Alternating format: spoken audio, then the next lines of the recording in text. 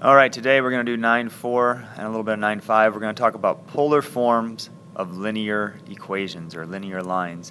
Now, if you recall, we talked about the normal form of a line, and it was x cosine phi plus y sine phi minus p equals 0. It was a couple chapters ago. And the only thing we had to do to get there was we had to divide standard form by the square root of a squared plus b squared. Remember to use the opposite of the sign of c. If you need to do a refresher on that, take a look at that. So today we're going to go from rectangular to normal, but then we're going to finish it off and put it in the polar form. The polar form is r cosine of theta minus phi equals p. So we need to know p and phi. How do we get there?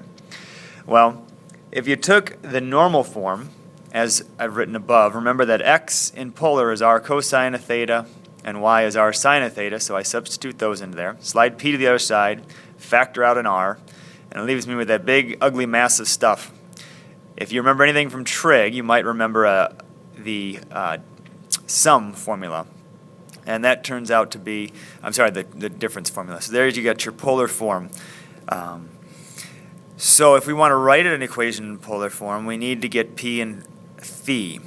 So the first thing we do is we need to take our rectangular equation and turn it into normal. So we divide by a squared root of a squared plus b squared. In this case, it's square root of 13.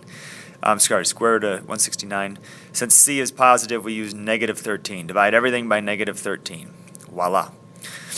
Okay, so now we've got an equation, and we could say that this is technically in the normal form. Remember, the first chunk of stuff, negative 12 over 13, is the cosine, 15 over 13 is the sine, and 1 is p.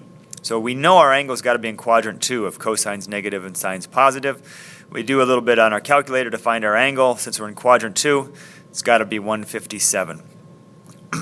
So in polar form, now that we know p is 1 and we know phi is 157, we can write our polar form as so. Phew. What if we want to go the other way? What if we want to take a polar equation and turn it into rectangular? All right, so I start you off with 1. This is in polar form.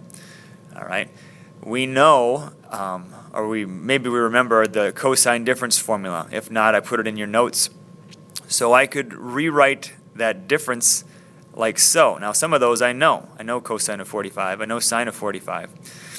If I distribute my r into there, I can rewrite it as so. And I know that r cosine of theta is x, and r sine of theta is y. Now we're rocking and rolling, because now I've got x's and y's. I had r's and thetas, now I got x's and y's, so I've got it in rectangular form. I won't make you memorize the difference formulas, it's just you'll have to be able to use them. All right.